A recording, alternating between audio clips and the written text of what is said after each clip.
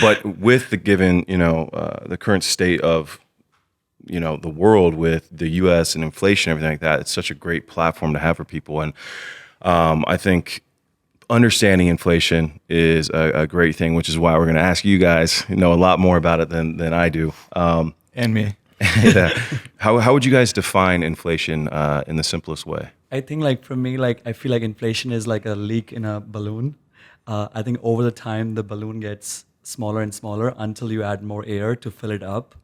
So that's basically how I think like what inflation is doing, something similar to the money in the wallet. It's making the value of the money go down every year. For example, if you're buying groceries right now, it costs you $50, for example, this year. The same groceries, if you buy next year, it'll be like, let's say $70. So that way, either you can actually make more income to spend more to buy the $70 groceries, or you have to cut down the things in the grocery basket that you have to meet the needs. So that's for me is like every day, all the grocery and all your everyday supplies, the value is you have to spend more money to afford the same thing. Yeah. Yeah, and so it's great example, and I'd say just to add on, the other way you'll see inflation manifest is how a lot of retail or manufacturers try and trick you, where the item is the same price, but they give you less, right? You buy the same roll of toilet paper, but it's got 90% of the sheets you had before, charge the same price, you're just getting less. So they trick you or try to. It's funny, I actually saw a video on that. Somebody was sharing where they took like last year's or bottles from 2, 3, 4 years, a Gatorade bottle or whatever bottle, and just compared the sizes. The prices were the same. So you go all through Costco, you go through and all these companies have the exact same price. The dollar's worth less, and the product is even smaller. It's like, that's kind of crazy. It's crazy. Yeah. Yeah, the way I look at it is like a bag of chips. I feel like it's so easy to hide putting less chips in like a Lay's bag of chips, right? Like you never know. You just never know. One day we're going to open it up. It's just going to be one. Just one chip. You have like Single 2 chips chip. left, or it's like 10. Oh my god. The golden chip. Yeah, the golden chip out of it. Oh my gosh. I'm going to look at Willem and say, you actually got a chip in yours? Yeah. Now that we're on the topic of inflation, how would you say, today's domestic inflation in the US kind of compares to maybe the last 10, the last 20, the last 30 years? Yeah, I would say like if you look at like 1970s, I read the data as well. I think at that time the inflation was going like crazy, like skyrocketing as well, because we didn't have like proper infrastructure in the government to control the inflation. But right now, if you look at like how the central banks managing the inflation, it does not go like that drastic. It's like a breeze, versus like prior it was like crazy. So I feel like. And that's what the government job is, to make sure the inflation does not goes like in like crazy directions. And I think that's what is happening right now. Versus like 1970s when So inflation tends to run in cycles, and a lot of us in our generation were young when we saw really high periods of inflation. But from 1966 to 96. Right, we had a 30-year period where prices were up almost 400%. Oh, wow. Prices averaged 5.9% year inflation for 30 years. Right, then we had a period 25 years from 96 until 21. Right, prices were up a total of about 70%, so only about 2% a year. We had a nice 25-year run.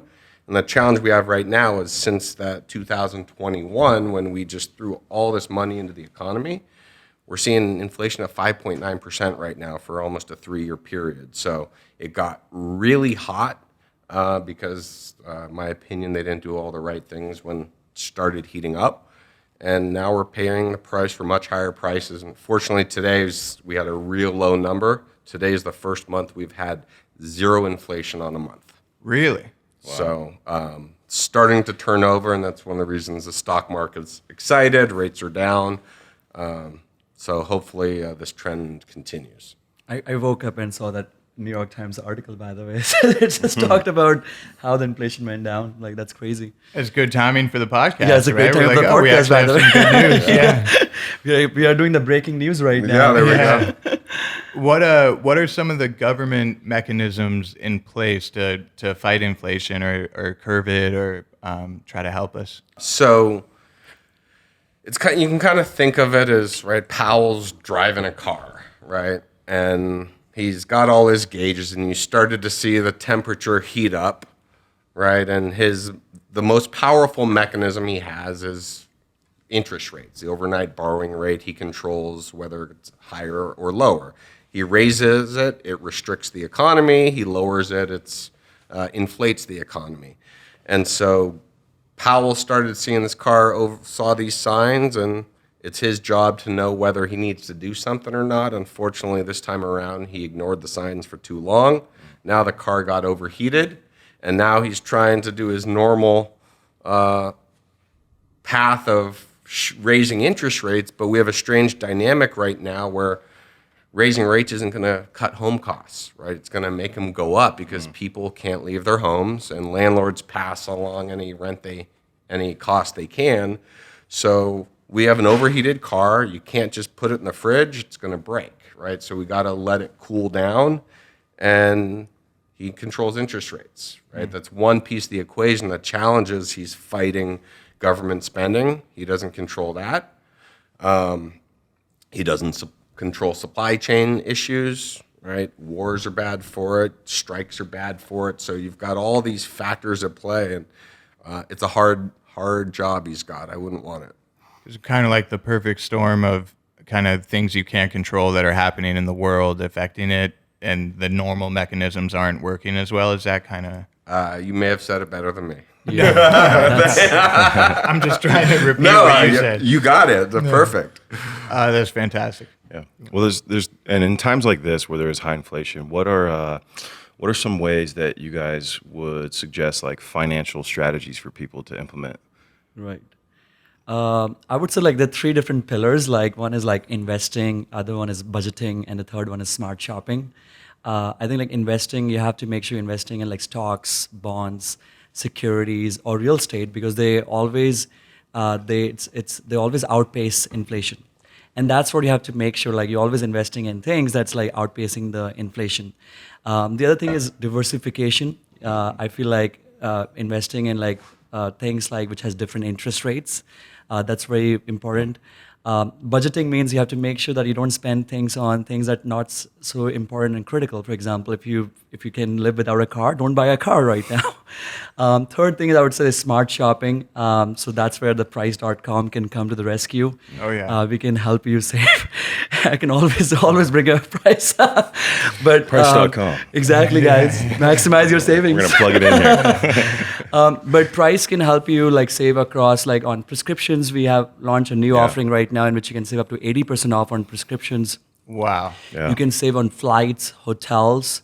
You can save on every Uber ride, for example, and fashion. So and groceries, for example, everyday supplies. So that's why I feel like it's so easy to use. Like one search that can save you on over 1 billion products and 100,000 stores.